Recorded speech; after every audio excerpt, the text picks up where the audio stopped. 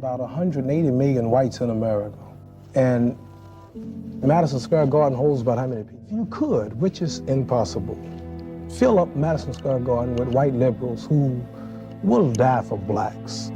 Color means nothing, and will give up the whole system and their own people and their richness. I mean, just all out, color means nothing. If you could get 20,000, which is impossible to fill.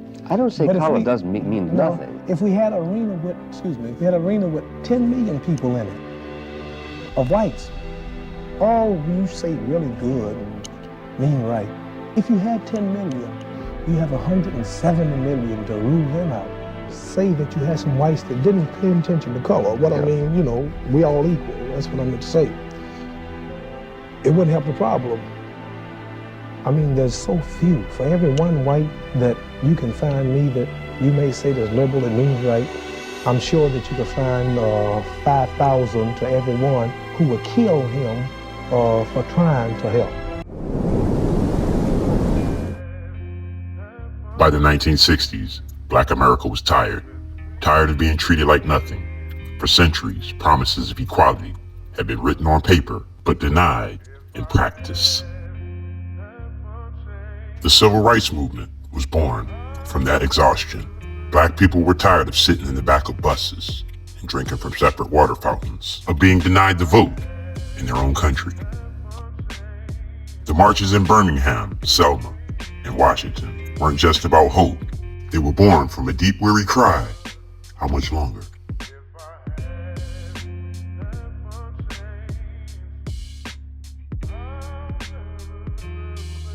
You know, white people ask me, why am I so angry? And, you know, I don't have any answer for him because it'd be ridiculous for me to answer him because he couldn't understand anyway, obviously, because he asked me the question. I always assumed that we knew white people, you know, that we really sort of like understood them. And I found out that if you don't understand yourself, you don't understand anybody else. And all you know what I mean with the snake is to watch a snake. But you don't know it. That's right. That's right. You know what I mean? That's right. Because there's too much between, there's too much emotion. The 1960s were not just about patience and prayer. Many began to say, we are tired of turning the other cheek. Malcolm gave us the voice, that truth. The Black Panthers embodied it. Communities across America were saying, if this nation will not see us as human, then we will show our power ourselves. They always spit on us like we some dogs. They always spit back on them. Ain't nothing gonna change. Do you forgive them? No. No. Can't take back no hurt. When Dr. Martin Luther King was assassinated in 1968, grief and anger tore through the cities. Too many, it felt like the final betrayal. A man who had preached peace was gunned down, and Black America asked, what more must we give?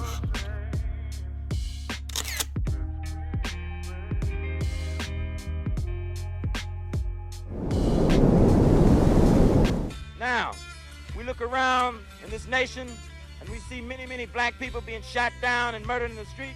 Black people in the black community who've led black rebellions have disagreed with the political decisions that's been made by this racist power structure that causes the oppressive conditions that black people live in, and this racist, decadent power structure sends in guns and force. You see even many white people getting their heads and their skulls cracked because they're protesting. What's happening here? The power structure sends in guns and force. Guns and force. Every time the racist, decadent power structure makes a political decision upon any people's head, and those people disagree with the political decision, then the power structure sends in guns and force. The 1970s carried the same weight. Poverty still crushed black neighborhoods. Police harassment never stopped. And the war in Vietnam took black men at higher numbers than whites. Families asked, why die for freedom abroad when you don't have it at home? Men in this world that don't want charity. And yet still every time we ask you for something, you give us a little piece, a little piece. You're playing games with us. We're not children. We're big men. I've seen my father have to put up with all kinds of stuff. He was a big man. He raised a family. He went down south, and he had to go around to the back door with his wife. We're not asking for anything. We're not asking for any favors. All we want is what's ours. Now, there are many black veterans who are coming back and they're mad, they're angry. Do you think that they're going to sit down through this? Our fathers didn't have the knowledge that we have. They sat through it. But there are other black youth that are not going to sit through it. We know about Che, we know about Fannin. We've read the books of our revolution. We've listened to Mal and his quotations. We know where we stand. Out of all that fatigue came fire. Out of being treated like nothing came a demand to be treated like something. The Black Power salute in the 1968 Olympics wasn't just a protest. It was a declaration. We are here and we matter. The black scarf that Tommy Smith had on his neck exemplified black pride.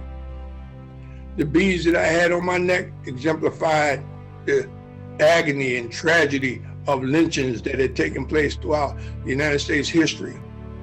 The black jersey that I had on that covered up my USA jersey was to show my shame for America. Of course, the black glove was to show black unity. The truth about the 1960s and 70s is this. Black America was tired, yes, but that exhaustion became energy. Energy for movements, for pride, for culture, for progress. Of all the things that have been gained by people fighting and going through blood for it, they don't have anything. You know, this, to me, it doesn't make sense. If I hate you because you hate me, I'm no better than you are. And all we want to do is to make these people understand that we are human beings. They were tired of being treated like nothing, so they built a future where blackness meant everything. I'm tired of it. I'm tired of it. We just beg and beg and beg, and he keeps saying no, no, no, no. I'm tired of it. When black children can look and see that there was a king that was black with woolly hair just like them, who ruled over an empire larger than the United States, like Mali was larger than the United States, then certainly I can run a candy store in the block where I live successfully. There's a class over here and there's a class over there. And the reason that this class over here has never did anything to get this class off his back, because this is lower, this is upper, this is the oppressed, this is the oppressor, this is the exploited, this is the exploiter. And these people in this class have divided themselves. They say, I'm black and I hate white people. I'm white and I hate black people. I'm Latin American and I hate hillbillies. I'm hillbilly and I hate Indians. So we fight amongst each other. About just representing black people. Because we have poor white that's in the same category. Well, I want to see a change for the people. And if we can get a good white man, all right, we'll put him in office. But I don't want it all black and I don't want it all white. What that means. No Englishman knows that, no Frenchman, no one in the world knows that except another black man who comes from the same place. One watches these lonely people denying the only kin they have. The problem in America is that we've been integrated for a very long time. Put me next to any African and you will see what I mean. What we are not facing